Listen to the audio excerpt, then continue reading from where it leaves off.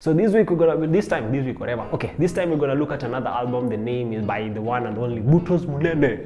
Hey, Boutros this time nakwambia amepata clout kutoka kwa channel, but fuck it. Boutros Mawingu, that's the newest album. I was gonna review the previous one, but I thought it's already been outdated. How about I do the new one? Because I like 6 Music, but Mawingu, I have a few thoughts here and there. Number one, let's talk about the mixing, the production. The production is quite good for the first 3 or so songs, and then things take a weird turn and then it becomes good again. So it's a mixed bag here and there. This is one of those production elements where I'm like, the first song, Ida, yes, the name of the song is called Ida. Ida had me hype. Like, it put me in a mood, like I wanted to go do bad things to good people, if that makes sense. That's the most gangster shit I've ever had. Like, every time I play that song, I feel like I'm a bad man. I feel like I'm living in the ghetto and I'm a man called with a name called Jonte with a tattoo on my head and shit, man, niko silver kwa maino. But anyway, what do I say? Ida had me in a mood, and I feel like that sharp vibe is something that Boutros has mastered, and very few artists have been able to emulate. Even every other member of the Ad family tried to emulate it, and it's kind of good, but it's not as good as Boutros. Boutros has a way with his words, has a way with his lyrics that's kind of interesting and it's kind of catchy. There's this line he says, one of the funniest lines he says is, "Staki de manito nyokabi, story ya nyoka staki." Like that line killed me. So the lyricism is quite stupid, but it's kind of interesting. I kind of like how Boutros does his things. I like how he explains his story. I like how he comes forward, and he has a very cheeky sense of wordplay. Sometimes it can be a bit juvenile, but at the same time, I feel like that's what he's going for. So I enjoy Boutros' lyrics for most part.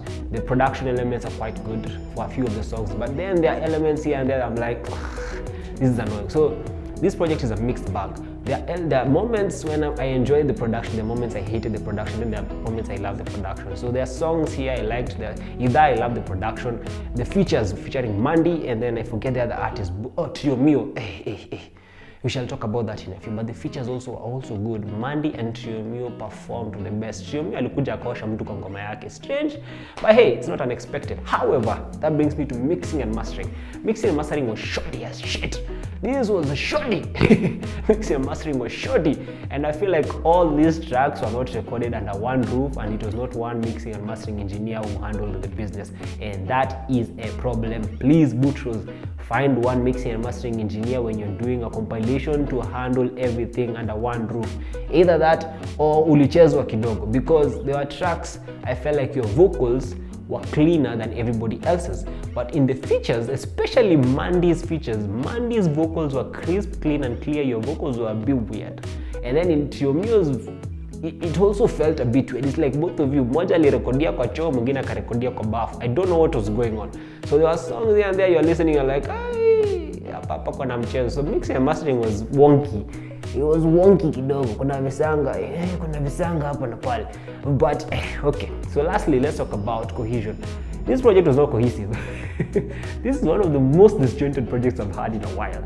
And that's not necessarily a bad thing. I'm not saying that all the songs are bad. No, it's just that the way it begins and the way it ends, it's so different. It's just confusing. It's like sometimes when I first finished the project, I was like, am I listening to the same project, or has my Spotify started doing the radio playlist like recommended? No, and I found out apana kumbe the same song. But I must admit that the last 2 songs were really amazing. I like the direction the Boutros went. It was a bit more sultry, it was a bit more emotional, it was a bit more lovey-dovey, and the features, as I said, everybody who came on features here, most of them did a good job.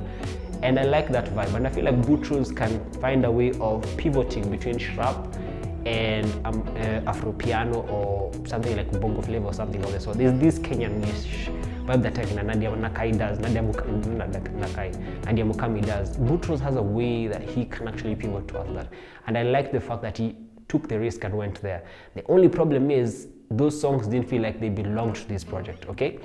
Anyway, so what do I think about the project? The project is a good project. It's something that you can listen to, that you can enjoy. There are standout features here and there. Okay, it's a good project. It's an okay project. Let me say it's an okay project. There are very many problems here and there. It's an okay project.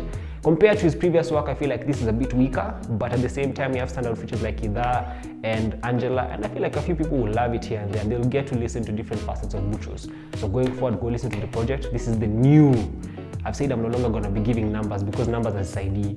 It's okay, it's either good, okay, bad, or shit. So this is an okay project. It's something that you can listen to and you can enjoy. So go listen to Buto's Munene Mawingu. Let me know what you think in the comment section. Did you like it? Did you hate it? Do you think it's a bad project? Do you think it's shitty? Do you think my comments are weird? By all means, tupatane pale kwa comment section bana tuongee. If not, find me on Twitter or Instagram, FNNR254. We'll have a conversation. Anyway, see you next time. Love you guys. Appreciate you.